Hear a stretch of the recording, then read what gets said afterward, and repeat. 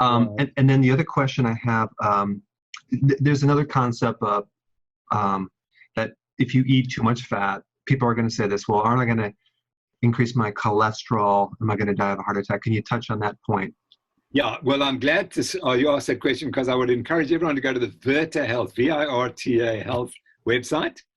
And Virta Health has just completed the first year of a 2 or 3 year study in which they fed high-fat diets to diabetics. Now, okay, so diabetics are the sickest people on earth. They are given the worst diet possible. They're told to eat lots of fat and lots of protein and cut the carbs. That's a recipe for utter disaster. So guess what happens? You mean you said low carb. You mean high carb? No, I mean low carb. Sorry. Yeah, I'm just using okay. Oh, okay. The reverse. So okay. Technically, according to all our knowledge, they fed the most dangerous diet to the unhealthiest people. Okay, got it. It must be a disaster. They must all drop dead. Right. Well, of course they don't. They actually get better, and 60% put their diabetes into remission. But more importantly, they measured 24 markers of cardiovascular health, 24 markers.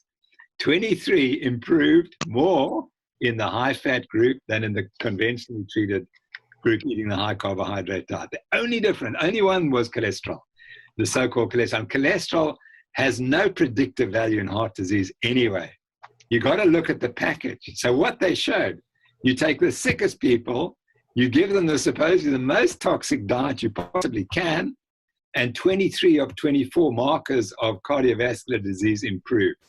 And the only one that doesn't improve is the one that is immaterial anyway. So that, to me, that's the kind of the final answer to this problem. Yes, indeed, your cholesterol may go up, but that's probably a good thing rather than a bad thing because everything else is going to improve. So we don't focus on what's not important, focus on all the other stuff, which is important. Yeah, that's right. And just for people that are watching, you have to realize that your body makes cholesterol, I think, 3,000 milligrams a day. So it's a necessary part of our physiology. We need that cellular membranes, hormones, repair, all sorts of things. Exactly. It's probably the most important chemical in the body. And Wow. Some idiots wanted to try and stop us making it. My great friend Zoe Harcom says, the liver makes cholesterol. It doesn't want to try to kill you. It's trying to keep you alive. That's why it's making cholesterol. Wow. Yeah, because I do a lot of YouTube videos, and I think where I get a lot of my material is I go to the mainstream push of whatever they're pushing, and I go to the exact opposite, and you're going to find the truth because everything they're promoting it turns out to be completely, utterly wrong. So they give me a lot of good material to educate people on in reverse. And then let's talk about insulin resistance. I think this plays in with what you just said. Yeah. Maybe you can just touch on what it is and then why fat will actually benefit someone as insulin resistance. Yeah. So insulin resistance to me is the natural human condition for many populations. That I say that reservedly because I don't have the data to prove it, but I think that if a population has grown up eating a higher protein, higher fat, lower carbohydrate diet, they'll have to be insulin resistant. And we know that mothers get more insulin resistant during pregnancy. And we knew that babies are insulin resistant. The fetus is insulin resistant when it's born. So it's kind of in our genes. And what's happened in the last 40 or 50 years is that we've taken mothers and we've force-fed them carbohydrate during their pregnancy. That makes them more insulin resistant. The fetus is born more insulin resistant. And then we wean them onto high carbohydrate diets. And that makes the child even more insulin resistant. So the high carbohydrate diets are pushing us to become more and more and more insulin resistant. What is that? You can't metabolize carbohydrates properly. So in my case, if I take carbohydrates, my glucose shoots up, my insulin shoots up, and the insulin doesn't work properly. It can't get the glucose into my tissues. So I've got less muscle glycogen, which of course is profoundly ironic because here I was telling all these fat runners to eat lots of carbohydrate and they couldn't get rid of the carbohydrate into the muscles. They converted to fat. So that wasn't helping them anyway. So you can't metabolize the carbohydrate and the insulin doesn't work properly. And it just gets worse. So every time you take in carbohydrate, you oversecrete insulin The insulin doesn't work, and it makes the system just get worse and worse and worse.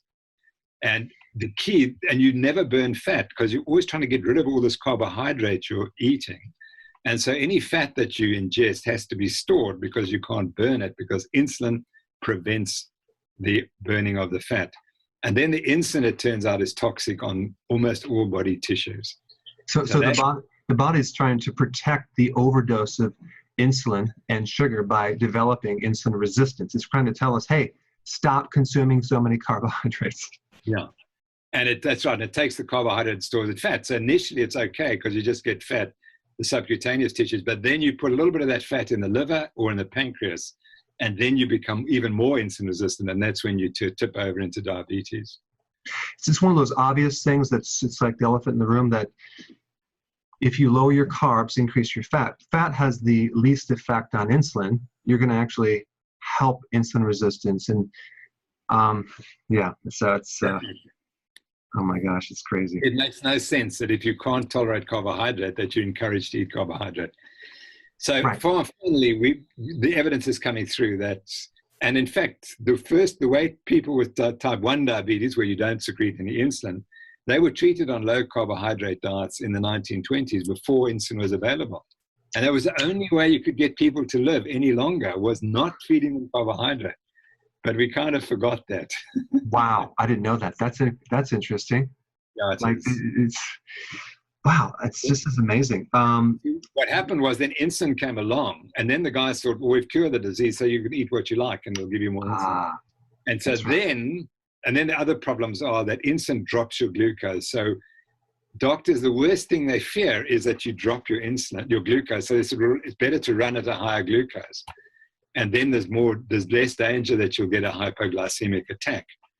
And that's the problem, because the hypoglycemia is caused by too much insulin. So they're focused on this hypoglycemia, but they're kind of ignoring the hyperinsulinemia problem, which is just as damaging as the high sugar. And it's probably the cause of the problem. Yeah. Yeah. Wow. So what type of